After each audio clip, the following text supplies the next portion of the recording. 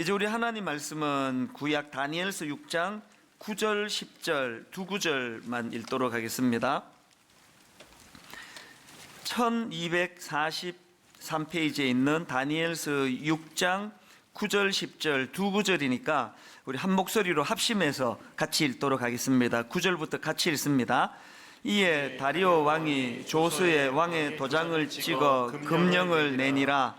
다니엘이 이 조서에 왕의 도장이 찍힌 것을 알고도 자기 집에 돌아가서는 윗방에 올라가 예루살렘으로 향한 창문을 열고 전에 하던 대로 하루 3번씩 무릎을 꿇고 기도하며 그의 하나님께 감사하였더라. 아멘. 지난 시간에 살펴본 것처럼 다니엘은 이제 새로운 통치자 다리오 왕에 의해서 총리로 발탁이 되는데요. 6장 1절 2절입니다. 다리오가 자기의 뜻대로 고관 120명을 세워 전국을 통치하게 하고 또 그들 위에 총리 셋을 두었으니 다니엘이 그 중에 하나이라. 근데 여기서 주목해야 되는 건 이 당시의 다니엘의 나이입니다. 이때 다니엘의 나이가 대략 한 80대 초반 정도로 그렇게 추정이 되는데요. 이게 왜 놀라운 일인가 하면은 다니엘이 그 10대 때 바벨론으로 포로로 끌려가지 않습니까? 그런데 포로로 잡혀가고 있던 그 초기부터 그 당시 왕이던 느부갓네살 왕의 인정을 받는 모습을 우리가 다 살펴봤는데요. 그 이후로 긴 세월이 흘렀습니다. 제국도 바뀌고 왕도 여러 바뀌고 그런 변화가 많이 있었는데 오늘 본문에 보면은 80대 초반의 그 나이에 이르기까지 또 새로운 통치자 다리오 왕에게 또 발탁이 될 정도로 인정을 받았다는 것, 이 오랜 세월 한결같이 주변 사람들에게 인정을 받았다는 게 뭘 의미하겠습니까? 이런 질문을 가지고 제가 본문을 쭉 읽다가 보니까 눈에 띄는 표현이 하나 있는데요. 다니엘서 6장 10절입니다. 다니엘이 이 조서의 왕의 도장이 찍힌 것을 알고도 자기 집에 돌아가서는 윗방에 올라가 예루살렘으로 향한 창문을 열고 그 다음 보니까요, 전에 하던 대로 하루 3번씩 무릎을 꿇고 기도하며 그의 하나님께 감사하였더라. 저는 여기 나오는 이 전에 하던 대로라고 하는 그 한마디 이 표현 속에 여러 가지 함축적인 메시지들이 담겨져 있다고 생각을 합니다. 서울대 이정동 교수님이 그 축적의 길이라는 책을 썼는데요. 제가 이분을 주목하게 된 거는 우연히 그 KBS 스페셜에 나와서 이분이 그 특강을 했는데 거기에 이 축적과 관련된 강의가 너무 인상적이었습니다. 이분이 주장하는 게 뭐냐? 창의적인 아이디어는 그 도움이 안 된다는 거예요. 우리 모두가 다 창의적이어야 한다. 스티브 잡스를 봐라. 그 창의적인 걸 우리가 배워야 된다. 모두가 다 창의적이어야 된다고 그러는데 이 교수님은 창의적인 거 도움 안 된다는 거예요. 왜 이런 주장을 하시는가 보니까 이분 주장에 따르면 지금 산업 현장에서 반짝반짝하는 아이디어도 필요하지만 그 반짝이는 아이디어가 실현 가능성이 일어나기 위해서는 오랜 시간 연구하고 실험하는 이 축적의 시간이 필요하다는 거예요. 그러고 보면은 우리가 잘 아는 이 스티브 잡스가 그냥 반짝하는 아이디어 하나로 그냥 아이폰을 만든 게 아니잖아요. 그 아이디어가 나오고 그게 우리 손에 스마트폰으로 들려지기까지 얼마나 오랜 세월 그것들을 만들어내는 과정에서 연구하고 실험하고 실패하고 이런 과정들이 있었겠냐고 이분이 그걸 주장하는 겁니다. 그러면서 이 개념 설계 역량이라는 용어를 가지고 설명을 하는데요. 이 개념 설계라는 거는 그 남의 설계도 가져다 베끼는 그런 게 아니고 이 자기 스스로 그림을 그리고 계획할 줄 아는 능력, 이게 개념 설계라 그러는데 이 개념 설계 역량이라는 거는 수없이 반복되는 연습과 훈련과 실험, 연습과 훈련과 실험, 연습과 훈련과 실험, 이 오래 계속 반복되는 이것들을 통해서 축적된 데이터 기록을 통해서 이게 이루어진다는 겁니다. 그러면서 이제 우리나라 이 산업계가 갖고 있는 치명적인 문제를 어떻게 지적하느냐, 이런 수천 번 반복해서 시행착오를 통해 얻게 되는 개념 설계 역량이 우리나라 산업계에는 이게 없다는 거예요. 70년대, 80년대 그 산업화 시기에 막 선진국 그 벤치마킹하고 우리 다 알잖아요. 일본 것 갖다 베끼고 미국 것 갖다 베끼고 거기다가 또 빨리빨리 문화, 이 속도 막 이래가지고 이게 뭐 엄청난 열매를 맺은 건 사실이에요. 그래서 우리나라는 막 급성장을 한 거 아닙니까? 그랬는데 이분의 주장이 이런 단기간에 성과 내는 이것들에 대해서는 이제 동력이 다 끝나가는데 이런데 이제 젖어가지고 오래 이 축적돼가지고 반복하는 노력을 통해 얻어지는 개념 설계 역량이 없는 풍토다 보니까 앞으로 우리나라 경제는 막 엄청난 위기에 지금 도래할 것이다. 그걸 제가 듣는데 너무 와닿는 거예요. 그래서 제가 이 강의를 몇 번이나 반복해서 제가 들었는데 그걸 제가 왜 여러 번 반복해서 듣고 경청했는가 하면은 이게 꼭 영적으로 말하면은 목사인 저한테 또 너무너무 부끄러운 자리에 빠져있는 한국교회를 질타하는 강의처럼 그렇게 들려지는 겁니다. 여러분 지금 한국교회는 너무나 가벼운 종교로 그 전락해 있는 거 아닙니까? 저는 목사로서 제 스스로가 제 자신에 대해서 여러분 그 밀란 쿤테라가 쓴 참을 수 없는 존재의 가벼움이라는 소설 기억하십니까? 저는 그 소설을 안 읽었는데요. 이 책 제목이 제게 막 굉장히 영향을 미쳤습니다. 순간순간 저는 제 자신에 대해 가지고 이 참을 수 없는 존재의 가벼움, 이 뭐 목사고 이제 60을 바라보는 나이고 제가 지금 뭐 신학교 한 지가 거의 30년 가까이 되는데도 부인할 수 없는 내 존재의 가벼움, 왜 영적으로 좀 묵직한 이런 그런 내공이 나는 잘 쌓이지 않는 건가, 그런 게 제가 참 마음이 아파요. 또 똑같은 맥락에서 오늘 분당 우리 교회를 보면은 여러 가지 마음이 아픕니다. 뭐 사람은 좀 많이 모이고 또 과장된 소문은 좀 나 있지만 그거 전부 과장된 소문이고요. 저는 분당 우리 교회를 볼 때 부인할 수 없는 존재의 가벼움, 너무 가벼운 거 아닙니까 지금? 한국교회 성도들을 봐도 어떻게 이게 축적되는 게 잘 보이질 않습니다. 장로 그러면 이 막 어마어마한 영적인 내공을 가진 분이라야 되는 거 아닙니까? 권사 그럼 뭐 이건 뭐 엄청난 내공으로 그 젊은 성도들에게 본이 되는 그런 직분이 권사여야 되는 거 아닙니까? 어떤 분은 머리가 숙여지는 분이 있지만 훨씬 많은 경우, 그래가지고 우리나라는요 뭐 권사에 대한 무게감이 없잖아요. 나이 좀 들어 보이면 그냥 뭐 권사님 불러주는 거고, 젊으면 집사님 그렇게 불러주는 거고, 더 젊으면 뭐 형제님, 이게 나이 등급으로 지금 갈라버린 것 같아요. 왜 이런 일이 있습니까? 축적이 일어나자, 축적이. 그 특세 뭐 일주일 그러면 막 한 7,000명씩 모이고 막 2시간 자고 그러는데요. 그렇게 특세를 통해서 이제 하나님 앞에 새벽에 일어나 기도해야 되겠다는 이것이 일상적인 영성으로 연결이 안 돼요. 1년에 한 번 이벤트.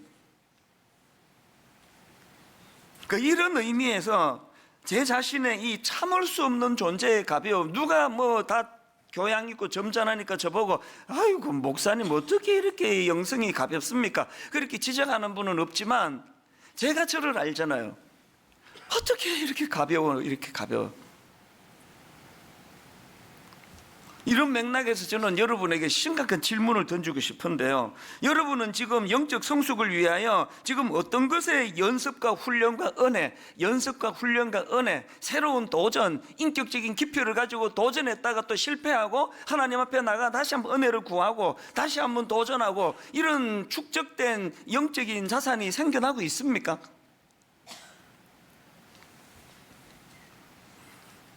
신앙의 연조가 깊을수록 그 초신자가 흉내도 낼 수 없는 묵직하고 깊은 이 축적된 그 내공을 쌓은 사람만이 보여줄 수 있는 이 차별화가 지금 일어나고 있느냐고요. 제가 분당 우리 교회를 딱 개척하고 바로 얼마 있다가 이제 그 옥하는 목사님 제자들 모임을 한번 가졌거든요. 사랑의 교회 부교역자들이 이제 모여가지고 이런저런 대화를 나누다가 그때 이제 그 저보다 뭐 대선배님이에요. 그 사랑의 교회 옥 목사님의 그 초창기 때부터 함께 사역했던 그 목사님이 이제 젊은 저희들을 막 꾸지람을 하면서 하는 이야기가 뭐냐 하니까, 내가 말이야 그 사랑의 교회 부목사들을 가만히 보면은 이 헌문만 들어가지고 옥 목사님 10,000명 이상 모이던 때 그 모습을 지금 따라하고 있는, 흉내내고 있는 것 같다고 그렇게 질책을 하시는데, 그게 지난 16년 개척 이후에 얼마나 저에게 아픔으로 그게 다가왔는지 모릅니다. 저는 지금 이찬수 목사는 지금 옥하는 목사님 흉내만 내고 있는 거 아닌가 이게? 저는 또 우리 교회 젊은 그 부목사님들한테 종종 제가 그렇게 질책을 합니다. 30대는 30대 때에 쌓아야 될 영성이 있고, 그러다가 40대가 되면 30대 쌓아놓은 그 영성에다가 축적되는 40대의 영성이 있고, 50대는 30대와 40대에 쌓아놓은 그 영성을 바탕으로 깊이가 더 들어가 존재가 그 목사다워야 되는 거 아니냐고. 30대 때 그 시금방지기에 무슨 책이나 끼고 다니지 말고, 책도 읽어야 되지만 현장을 뛰어다니고 병원에 입원해 있는 그 환자 성도님 찾아가 손잡아 드리고, 사업 실패해서 우는 그 자리 찾아가 눈물을 닦아 드리고, 질퍽한 그 시장 영성이라 이름을 제가 그렇게 붙여봤습니다. 그렇게 30대 때 발로 뛰어다니면서 목자 잃은 양과 같은 성도님들의 가슴 아픈 현실을 마음으로 경험하고 체득하고, 그것이 자기 영적인 바탕에 이것이 쌓여지고, 그 다음 40대는 그걸 바탕으로 한 인간 이해에 대한 책도 읽고 신학도 더 깊이 들어가고 그래야 되는데, 이게 뭐 쌓여지는 게 없으니까. 여러분, 제가 그 20대 후반의 그 교육 전도사하고는 존재의 깊이가 달라야 되는 거 아닙니까? 60 가까이 되는 담임 목사라고 한다면 현실적으로 보면 이게 보이지를 않아요. 이런 점에서 저는 다니엘이 지금 80대 초반 연세에 그분이 보여주시는 이 전에 하는 대로라고 하는 그 어떤 문제에 부닥쳐 있을 때 그 축적된 그런 어떤 영적인 모습들이, 이게 우리가 안 늦었습니다. 지금부터 축적이라는 건 지금부터 시작하면 되거든요. 오늘부터 시작해서 하나님 앞에 은혜를 구하면서 이제 좀 영적인 이 내공이 쌓여가는, 축적이 되는 그런 신앙생활을 우리가 영위했으면 좋겠는데요. 뭐 여러 가지 우리가 그 쌓아 올려야 될 영적인 자산들이 많지만, 오늘 본문에 의거해 가지고 우리 대표적인 2가지 우리가 쌓아야 될, 축적해 나가야 될 걸 나누고 싶은데요. 첫 번째, 우리가 축적해야 될 게 뭐냐? 기도의 축적입니다. 기도의 축적. 자, 10절을 다시 보십시오. 다니엘이 이 조서에 왕의 도장이 찍힌 것을 알고도 자기 집에 돌아가서는 윗방에 올라가 예루살렘으로 향한 창문을 열고, 그 다음 보세요. 전에 하던 대로 하루 3번씩 무릎을 꿇고 기도하며, 전에 하던 대로 기도하며, 전에 하던 대로 기도하며, 뭡니까? 기도의 축적이에요. 우리 다니엘처럼 이제 오늘부터 이 기도의 축적을 쌓아야 되는데요. 이 기도의 축적의 그 목표가 뭔지 아십니까? 이 기도의 축적의 목표는요, 다니엘처럼 인생의 위기가 올 때, 사자굴에 던져지게 될 어려움이 있을 때 바로 인간적인 방법으로 그거를 풀지 않고 거의 즉각적으로 그런 일이 있을 때 하나님 앞에 의뢰하며 기도로 나가는 이런 게 몸에 익을 때까지 쌓아야 되는 게 기도의 축적이에요. 이런 맥락에서 보면 오늘 본문에는 2 부류의 사람이에요. 하나는 다니엘과 같은 부류의 사람이 있고요, 또 하나는 그 다니엘을 제외한 나머지 6장에 등장하는 사람들의 모습이에요. 거기 보면은 고관 120명도 나오고, 다리오 왕이 세운 다니엘 말고 또 총리 2사람도 나오고 그러는데요. 여러분, 다니엘과 나머지 사람들에게 결정적인 차이, 그리고 또 다니엘을 제외한 나머지 사람에게서 보여지는 그 행동 양식이 어떻게 차이가 나는지 아십니까? 그들의 특징은요, 3절을 보십시오. 다니엘은 마음이 민첩하여 총리들과 고관들 위에 뛰어남으로, 그 다음에 4절, 이에 인간관계라고 말씀드렸죠. 인과관계가 문제제기, 다니엘이 자기들보다 더 똑똑하고 민첩하고 고관들, 총리들과 고관들보다 더 뛰어남으로, 결과, 그 다음 4절, 이에 총리들과 고관들이 국사에 대하여 다니엘을 고발할 근거를 찾고자 하였으나, 여기서 발견되는 그들의 특징이 뭐예요? 그들은 늘 사람을 주목하고 사람을 상대한다는, 그것도 아주 저급한, 자기보다 조금만 앞서면은 어떻게 해서든 꺾어 밟으려고 발부등을 치고, 자기보다 조금만 못하다 싶으면 바로 갑질로 들어가는, 이게 세상 사람들에게 보여지는 행동 양식이라고 한다면, 다니엘은요, 그들과 다른 결정적인 차이, 사람을 상대하지 않습니다. 지금 상대방들이 질투심으로 자기를 모함에 빠뜨려 죽이려고 하는 그런 아주 악한 짓을 저지르는데요, 다니엘은 그 사람들을 상대하지 않아요. 누구를 상대합니까? 전에 하던 대로 기도하며. 누구를 상대하는 겁니까? 제가 왜 내 자신에 대해서 때때로 참을 수 없는 존재의 가벼움으로 제 스스로가 그렇게 참 자책이 되는가 하면은, 오늘도 저는 여전히 많이 좋아지고는 있지만 여전히 어떤 문제에 봉착해요. 누가 나를 모함을 해요. 누가 나를 향해서 그냥 있지도 않은 걸 가지고 제 가슴을 후벼 파는 짓을 하면 바로 저는 다니엘처럼 하나님께 나가는 일이 될 때도 있고 안 될 때가 더 많습니다. 맨날 받는 게 사람에게 상처를 받잖아요. 맨날 그 사람에 대한 울분이 쌓여가잖아요. 목회 한 30년 하면은요, 사람에 대한 불신이 쌓여가는 이런 경우가 꽤 많습니다. 여러분은 어떠세요? 정직하게 돌아보면 그렇게 나를 못살게 구는 사람이 1이라면 너무너무 고마운 분들이 100,000인데 계속 이제 이런 부정적인 것들이 쌓여가는 것 자체가, 그게 영적인 깊이가 없다는, 그건 반증이에요, 반증. 우리가 어디까지 기도의 그 깊이를 쌓아야 된다고요? 이런 일이 일어날 때 사람을 상대하는 것이 거의 본능으로 일어났던 우리가 바로 다니엘처럼 전에 하던 대로 그 문제를 가지고 하나님께 기도하는 자리로 나가는 그런 깊이까지 갈 때까지 우리 기도에 이 축적이 쌓여야 된다는 겁니다. 다윗을 한번 보십시오.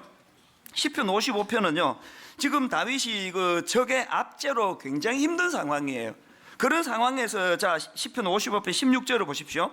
나는 하나님께 부르짖으리니 여호와께서 나를 구원하시리로다. 저녁과 아침과 정오에 내가 근심하여 탄식하리니, 막 얼마나 힘이 드는지 저녁에도 힘들고 아침에도 탄식이 나오고 정오에도 막 그냥 한숨이 나오는 상황이에요. 그런데 중요한 건 그 다음에 문구예요. 그 다음에 다윗의 이런 근심과 탄식 소리를 누가 듣습니까?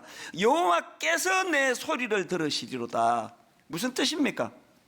제가 왜 이렇게 존재가 가볍냐라고 느낄 때는 종종 어떤 때냐, 내 탄식 소리를 우리 집사람만 들어요. 내 아내만 들어요. 내 탄식 소리를 내 가까운 어떤 동료 목사가 이거를 듣는 것밖에 없습니다. 이런 우리가 어떻게 바뀌어야 된다고요? 이제 내 탄식 소리를 하나님이 들으시도록. 그게 기도 아닙니까? 기도?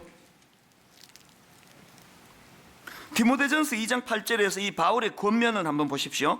그러므로 각 처에서 남자들이 분노와 다툼이 없이 거룩한 손을 들어 기도하기를 원하노라. 오늘 여러분 교회 안에서 일어나는 수많은 분노와 다툼의 원인 중에 하나가, 여러 가지 원인 중에 하나가 거룩한 손을 들어 기도하지 않기 때문이라는 거예요. 오늘 김 집사님, 박 집사님 맨날 저렇게 분노로 싸우는 이유가 뭐예요? 축적된 기도의 내공이 없어가지고 맨날 거룩한 손을 들고 하나님께 기도하는 게 없으니까 인간들끼리 막 이 뭐 교회가 무슨 이게 무슨 동창회 모임도 아니고 뭐 맨날 이해관계로 막 다투고 상처받고 싸우고. 여러분 지금부터라도 기도의 축적이 필요하고요.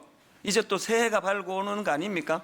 2019년도에는 하나님이 이제 이 기도의 축적이 시작되는 원년이 되기를 원합니다. 그래서 내년 이맘때쯤 되면은 그래도 꽤 기도의 축적이 쌓여가고 있구나, 우리가 이렇게 기쁘게 하나님께 보고할 수 있는 그런 믿음의 신앙인들 되시기를 바랍니다.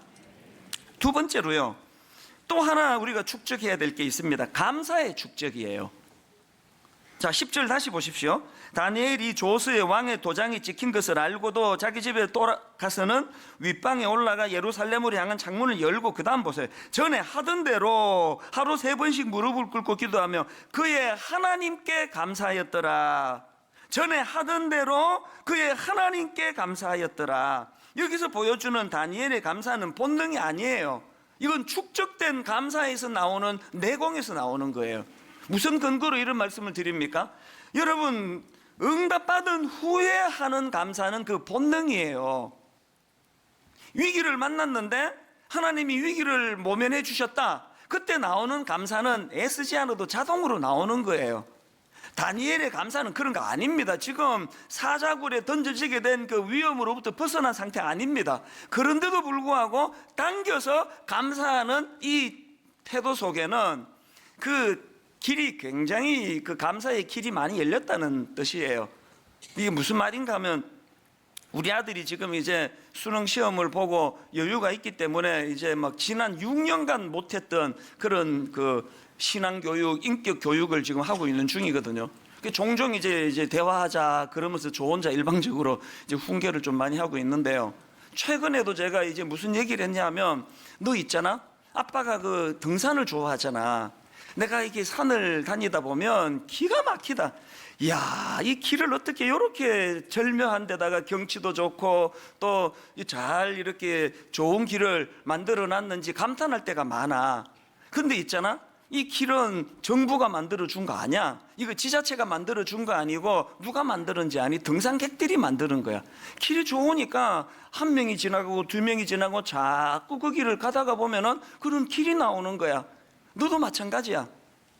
네 이제 시험 쳐놓고 한 석 달 이제 팽개쳐 놀고 막 그냥 막 무절제하게 생활하고 하면은 그거부터 네 대학 생활에 길이 나기 시작하는 거야. 모든 건 다 습관의 문제야. 제가 우리 아들한테 그런 이야기를 했더니 그냥 묵묵히 듣더라고요. 얘기 끝나니까 또 들어가가지고 뭐, 그래서 얘가 길이 지금 잘 안 나 있구나 그런 생각을 했는데요. 이제 그 이야기를 듣고 진지하게 이제 만들어가는 그 길. 그래서 제가 아까 다니엘이 감사의 그 본능이 아니라 축적된 길이라고 말씀드렸잖아요. 우리에게는 다니엘이 만들어 놓은 감사의 길이 별로 없고요. 뭐 불평의 길이 얼마나 잘 나 있는지 뭐 거의 뭐 본능적으로 뭐 툭툭 튀어나오는 게 불평의 길 아닙니까? 여러분, 지난 한 주간을 한번 되돌아보세요. 아마 거의 뭐 감사 한 5번 할 때, 불평 한 5번 할 때 감사 1번, 이건 뭐 굉장히 성숙한 분이 이 정도일 거예요. 뭐 어지간한 사람은요, 불평 한 10번 하면은 감사 1번, 또 조금 더 미숙한 사람은 막 불평 한 30번에 감사 1번, 더 나쁜 사람은 불평 50번에 감사 하나도 없고. 이 길이 안 나서 그래, 길이. 우리가 이제 이 감사가 계속 축적이 되도록 지금부터 여러분이 그쪽에 길을 만들어야 돼요. 이제 뭐 어지간하면은 길이, 얼마나 다니엘에게 감사의 길이 잘 나와 있으면 문제가 해결되지도 않았는데 감사가 툭 튀어나온 거 아닙니까? 그럼 누가 행복하겠습니까? 이렇게 살면 본인이죠. 이 감사의 길이 잘 나와 있는 분 중에 한 분이 손양은 목사님이신데요. 이분은 일제시대 때, 일본 제국주의 시대 때 그 신사참배 문제로 옥중에서 그 순교하신 분 아닙니까? 근데 참 불행하게도 그 감사학교라는 그 책에 보니까요, 손양은 목사님이 순교 직전에, 돌아가시기 직전에 또 사모님이 많이 또 편찮으셨대요. 그래서 아픈 아내에게 그 옥중에 쓴 편지를 제가 보고요, 진짜 울컥했습니다. 내용이 이렇습니다. 동인 어머니에게, 이 대목도 너무 감동적이었습니다. 자기 아내 보고, 그 동인이가 그분 아들이잖아요. 동인 어머니에게, 병고 중에서 얼마나 신음하십니까? 이 같은 몹시 더운 날씨에 고열도 심하고 게다가 병고까지 있으니 설상가상이겠구려. 그러나 믿음과 진리는 기호와 환경을 초월하니 안심하소서. 꽃피고 새 우는 시절뿐만 아니라 백설이 분분한 음동설한 중에도 하나님의 사랑은 여전하오. 금전 옥루에서 잘 먹고 잘 살 때만 하나님을 찬양할 뿐 아니라 초가상간에서 못 먹고 병들었을 때도 하나님을 찬양해야 하오.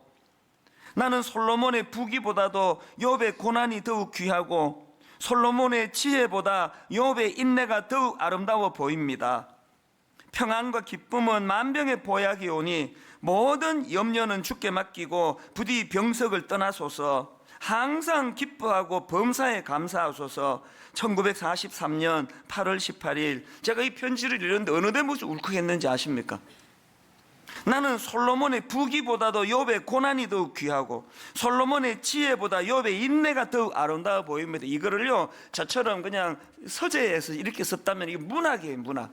아이고, 우리 목사님 문장력이 참 좋아. 지금 손양원 목사님은 감옥에서 지금 옥사하기 직전이에요. 그 고난 속에서 나는 솔로몬의 부귀보다도 욥의 고난이 더욱 귀하고 솔로몬의 지혜보다 욥의 인내가 더욱 아름다워 보입니다. 그러니 병중에서도 여보 항상 기뻐하고 범사에 감사하시라. 그런 요지의 편지를 보내주는 것을 보면서 여러분, 이 목사님에게는 그 감사의 길이 얼마나 잘 닦여 있습니까? 오늘부터 시작하자고요. 오늘부터 불평의 길은 조금씩만 줄여가시고 대신에 감사의 길을 자꾸 만들어 닦아 나가기 시작하면 우리도 나이가 많이 들고 나면 그런 감사의 내공이 좀 쌓여질 것 같거든요. 이런 생각을 하고 있는데 여러분, 그 오프라 윈프리 다 아시죠? 오프라 윈프리라는 여성은 뭐 세계에서 제일 바쁜 제일 유명한 여성 중에 한 명 아닙니까? 이분이 뭐 얼마나 바쁘게 사는지 전용 비행기를 타고 다닌대요.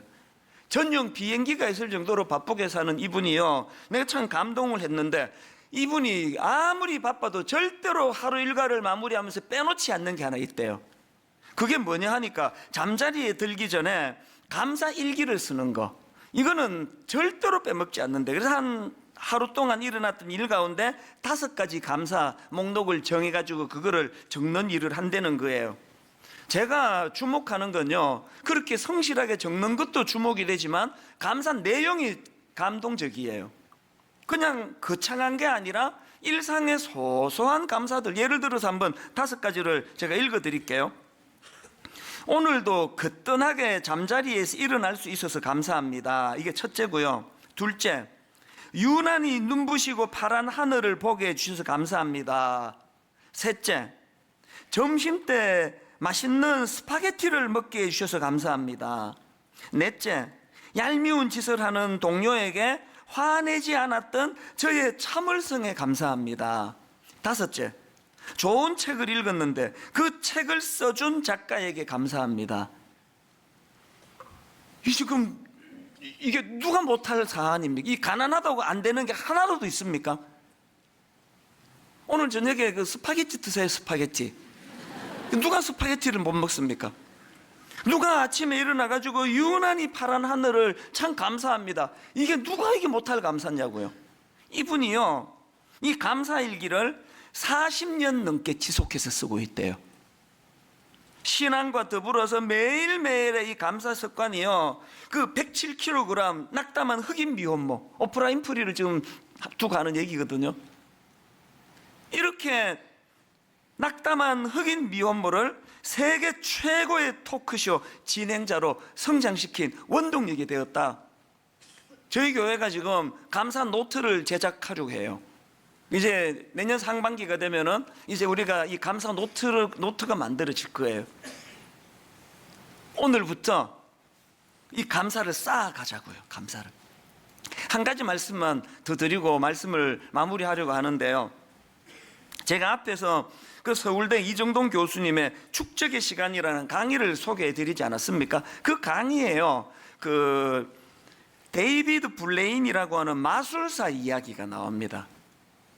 이 데이비드 블레인이 미국에서 꽤 유명한 마술사래요. 그런데 이분이요, 놀라운 기록을 세웁니다. 보통 의학적으로 말하기를 6분 이상 숨을 쉬지 않으면 이게 그 뇌에 산소가 공급이 끊어져 가지고 6분 정도 숨을 안 쉬면은 뇌사 상태에 빠진대요. 그런데 여러분 놀라지 마세요. 이분이 기록을 세웠는데, 신기록을 세웠는데요, 17분 4초를 숨을 안 쉰 사람이에요. 이게 세계 신기록이랍니다. 이분이 여기에 도전하게 된 그 동기가 되게 재밌는데요, 아주 나쁜 친구가 있습니다.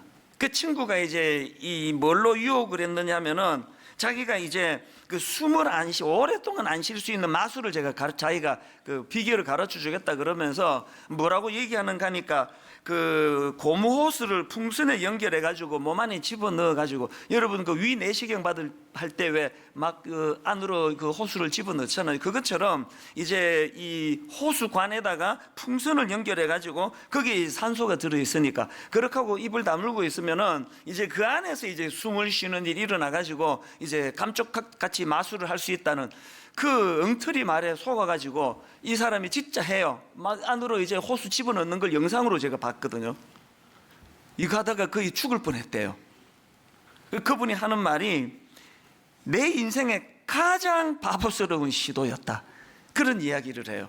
그런데 이제 여기에 이제 도전을 받아가지고 진짜 이제 숨을 참는 이거를 이제 자기가 시도를 시작했는데요. 여러 전문가를 만나서 조언을 구하고 요가 선생님을 찾아가고 심장이 의사분도 찾아가고 정신과 의사도 찾아가고 그래서 이 심장 박동을 줄이는 이 훈련을 막 엄청나게 오래 했답니다. 살도 빼고 식이 조절도 하고 호흡 조절하고 2년을 그렇게 훈련했대요. 그래가지고 이제 그 제가 조금 전에 말씀드렸던 그 오프라 윈프리 쇼에 나가가지고요, 그 영상으로 제가 봤거든요. 큰 이제 투명한 욕조 안에 이분이 그냥 들어가요. 아무것도 없이.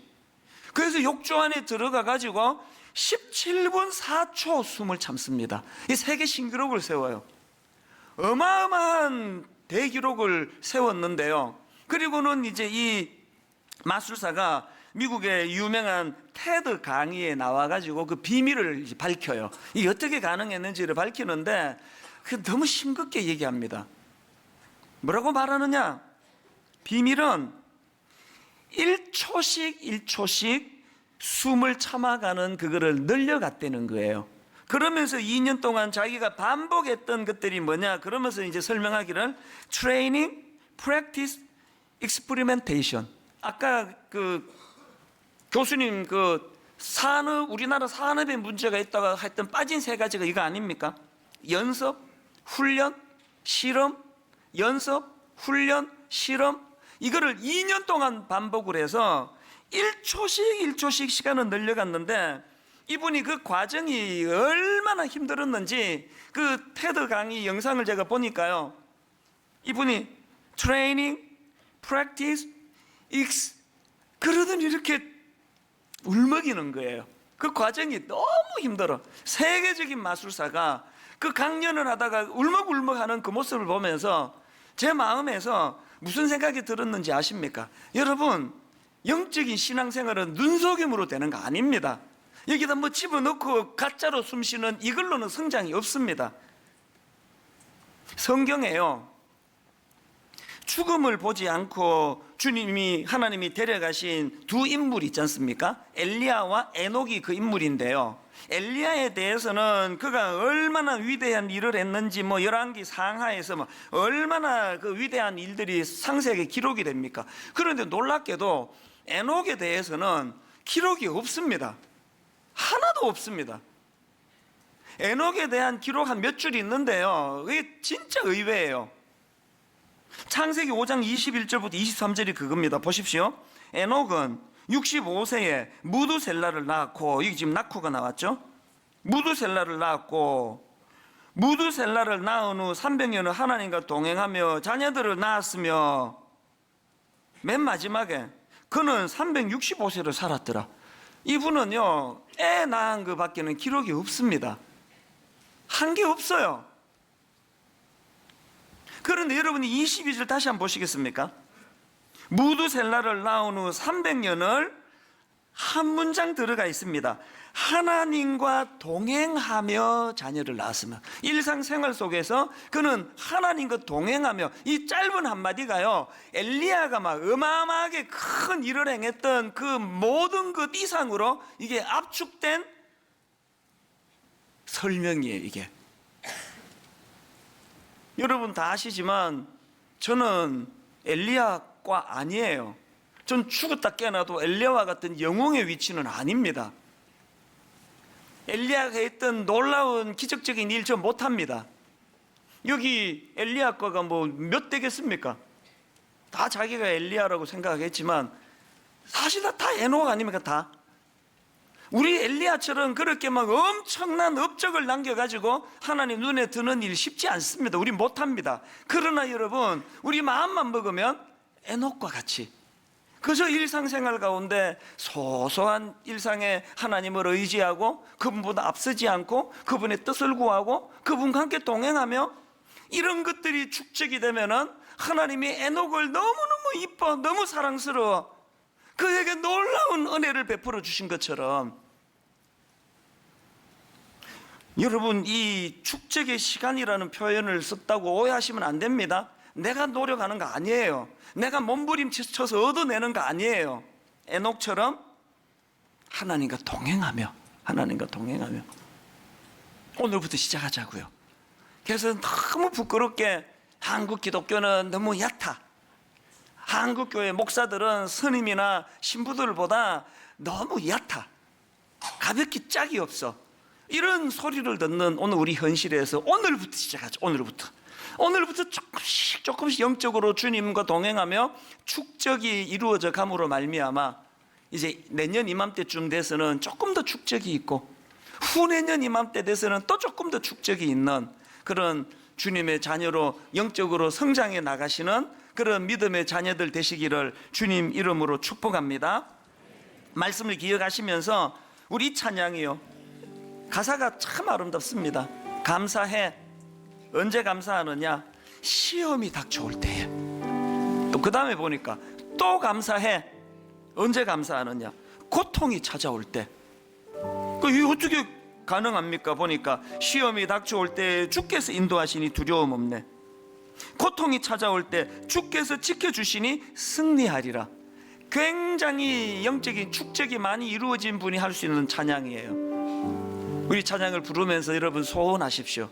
아버지, 저도 진실로 이런 고백을 할 수 있는 축적이 있는 영적 깊이가 있는 가볍지 않은 그런 크리스찬으로 살아가기를 원합니다. 우리 가사를 생각하시면서 함께 찬양하기 원합니다.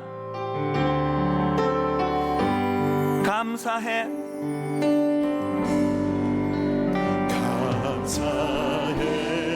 언제 감사합니까? 시험이 닥쳐올 때에. 어떻게 감사합니까? 주께서 인도하시니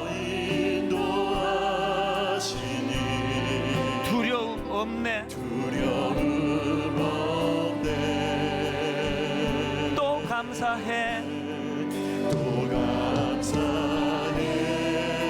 언제 감사합니까? 고통이 찾아올 때에. 고통 중에 어떻게 감사할 수 있습니까? 주께서 지켜주시니 승리하리라. 우리 일상생활 속에, 나의 모든 생활 속에서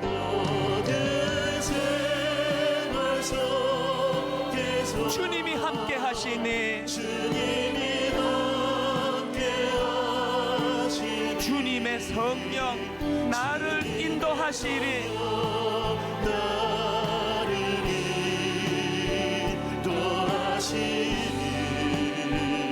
시험이 나를 찾아올 때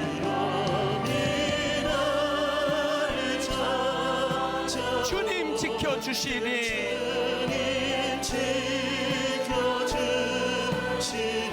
주님의 성령 나를 인도하시리.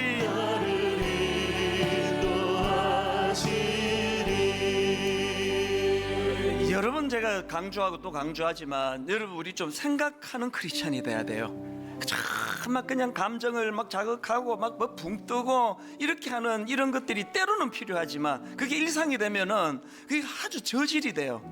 좀 생각을 좀 하고 하나님 앞에 좀 깊이 있게 나아가고, 이 찬양에도요, 나의 모든 생활 속에서 주님이 함께 하시니 주님의 성령 나를 인도하시리. 이런 찬양을 부를 땐 막 부러워서 몸살이 나야 돼요. 하나님, 내 삶 속에서 진짜 이런 삶을 한번 경험해 보기 원합니다.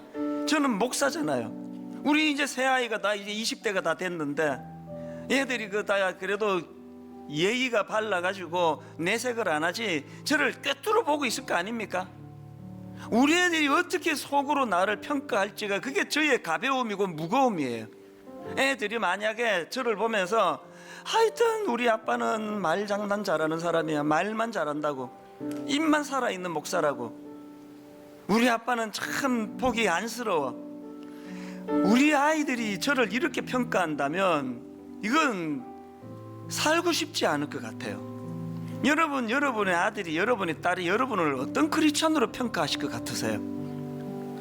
이런 소원을 가지고 하나님, 가장 가까이 있는 내 배우자가, 내 자녀들이, 아버지 그래도 우리 엄마는 참 묵직한 다니엘과 같은 영적인 축적이 있는 그리스도인이라고, 오늘부터 우리가 시작을 하자. 오늘부터 우리 가사를 생각하시면서 이 찬양 한 번 더 부를 때 아버지 소원을 가지고, 아버지 정말 이렇게 살아내는 성숙한 크리스찬 되기 원합니다. 찬양합니다. 감사해.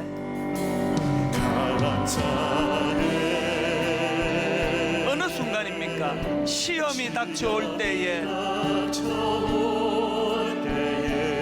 주께서 인도하시니 두려움 없네. 또 감사해. 언제 감사합니까? 고통이 찾아올 때에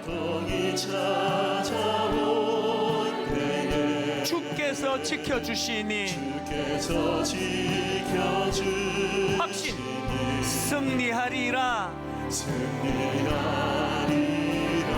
소원을 가지고 선포하십시오. 나의 모든 생활 속에서 주님이 함께 하시니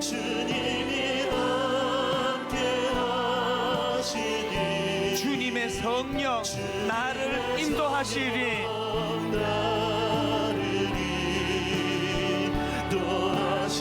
시험이 나를 찾아올 때 우리가 가진 확신, 주님 지켜주시니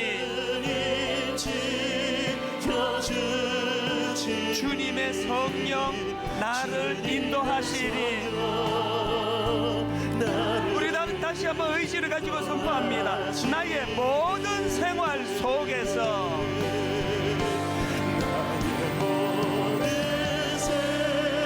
내 일상생활 속에 주님이 함께 하시니 나의 일상생활 속에 주님의 성령 나를 인도하시리.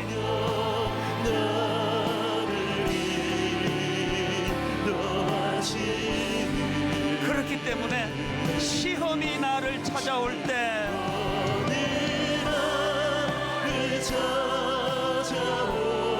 주님 지켜주시니 주님의 성령 나를 인도하시리. 매일 발걸음마다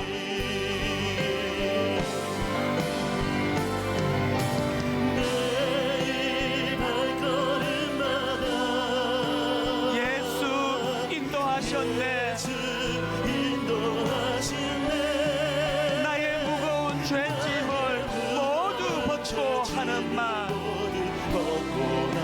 예수 인도하셨네. 내 인생 여정 끝내요.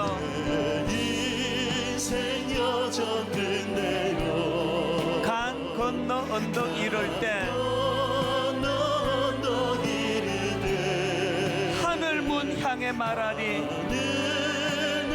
지나온 내 인생 예수 인도하셨네. 지나온 내 인생 되돌아보며 매일 발걸음마다 예수 인도하셨네.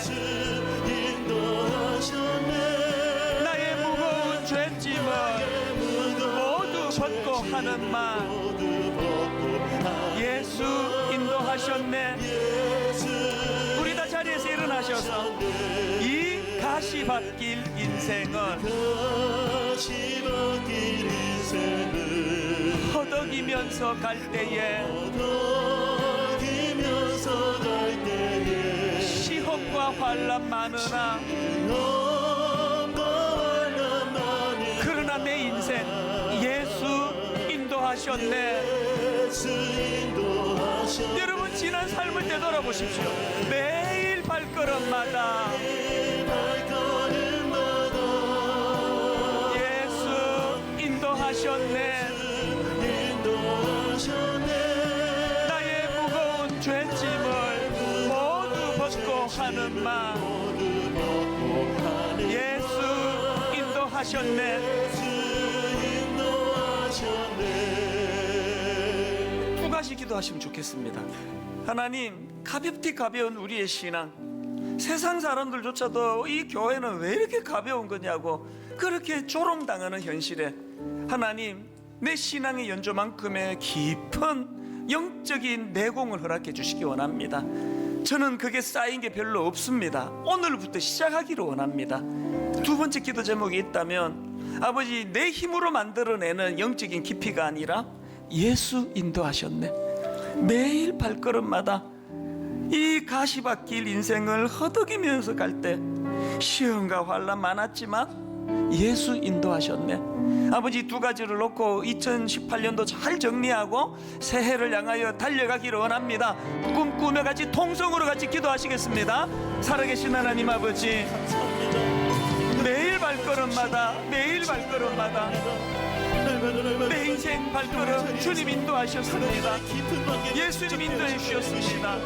하나님 아버지, 감사할 이유가 내일의 삶의 소리 안에서 축적되게 나의 무거운 죄짐을 모두 벗고 주님 내미시는 손 붙잡고 주님께 감사하는 삶을 살아내며 주님의 그 깊이를 이 가시밭길 인생 허덕이면서, 그런 은혜를 맛보는 우리의 삶을 그러나 시험과 환난 많았지만 주님 인도해 주시는 길이었노라고 경험하고 또 그런 인도하심을 구하며 하나님 앞에 매일매일 살아가는 삶이 되게 하여 주시고, 내력과 같이 하나님 그렇게 동행하는 삶을 은혜의 길로 나아가도록 주님 함께하여 주시기 원합니다. 무서운 은혜를 맛보는 우리의 삶이 될 수 있도록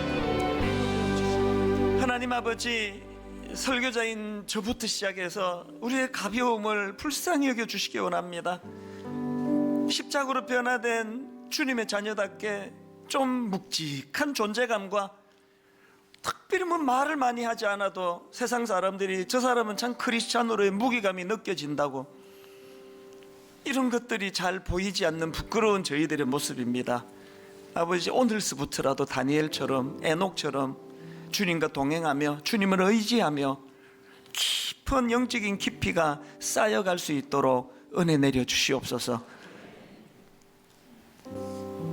이것들을 우리의 노력과 우리의 힘으로 만들어가는 것이 아니라 에녹과 같이 주님과 동행할 때, 주님 손잡고 나아갈 때 주님이 만들어주시는 선한 열매인 줄 믿사오니, 이번 한 주간 이 축적을 향한 첫걸음을 내딛는 심정으로 하나님 한 주간을 승리하며 살아내게 인도하여 주시옵소서. 우리 주 예수 그리스도의 은혜와 하나님 아버지의 다함없는 사랑과 성령님의 감동, 감화, 위로교통 충만하심의 역사가 깊고 묵직한 주님 닮은 인격, 주님 닮은 영성으로, 영적 성장으로 그렇게 나아가기로 다짐하며 예배하는 모든 주의 자녀들 머리 위에 지금부터 영원토록 함께 하시기를 간절히 축원하옵나이다. 아멘.